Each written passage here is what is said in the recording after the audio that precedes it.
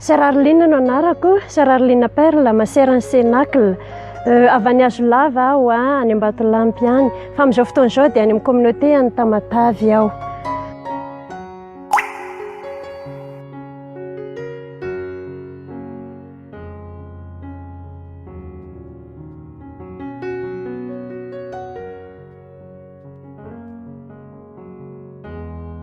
Anisan'ny nanohina anahy sy nasarika anao masera tamin'ny voalohany dia ilay hoe manao missionnaire, mandeha any amin'ny toeran-kafa ivelany misy anahy.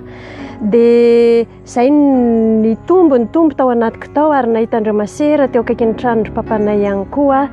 Dia novolavolaiko tamin'ny alalan'ny fikambanana masina izay faniriako te hanao religieuse izay. Dia nahita ny fikambanana maseran'ny Cénacle. Mbola tsy haiko tsara be izy tamin'izany fotoana izany, fa ny fanena tsara tamin'ny faniriako hoe te hampafantatra an Jesosy Kristy amin'ny olona rehetra, indrindra an'ireo olona sahirana na ara-panahy indrindra.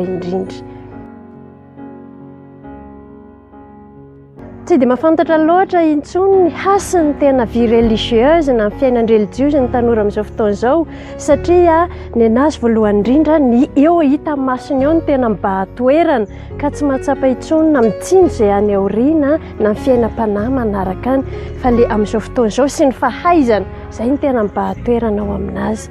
Ka amin'ny fiainany religieuse mety tsy dia hitany loatra izay fahaizana na vola na faniriana na fafinaretana isan-karazany izay tsy ao.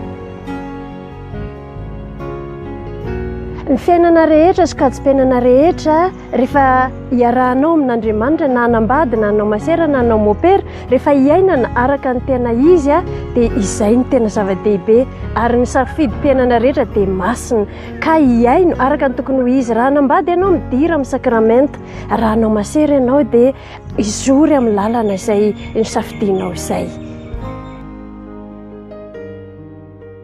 Niaraka ny tanora foana efa fotoana maro izay na tamiko mbola nianatra azy. Dia rehefa niaraka ny tanora nisan'ny tena hoe tsika tsy afaka miaina rery fa mila olona miaino, mila olona miara-dalana. Dia izay indrindra no ilana nay responsable na hoe zoky am-panahy na accompagnatrice, accompagnateur reny. Aza misalasala nareo tanora manantona an'ireny, indrindra raha manana olana mifampizara. Eo izy ireny tsy mety tsy hanana valiny azo aroso ho anao, fa le fiainonanao ao anatin'ny finoana sy fahatokisana dia efa izay ny tena zava-dehibe.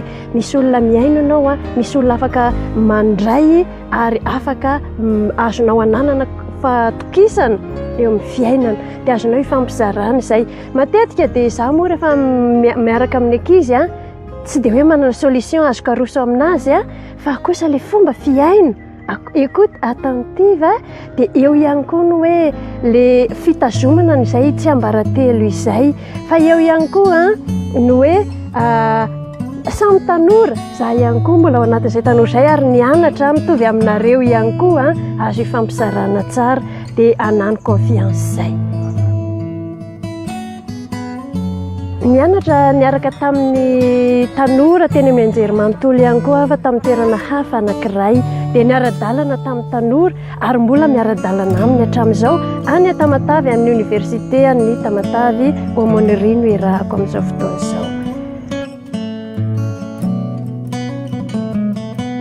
Ry tanora, tsika rehetra dia natsoina ho masina, fa natsoina ihany koa hanampahaizana. Tsy fahaizana fotsiny fa ny fiarahana amin'Andriamanitra izay ny tena maha-olona antsika feno.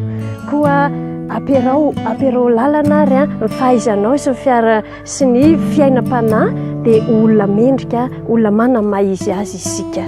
Mankasitraka.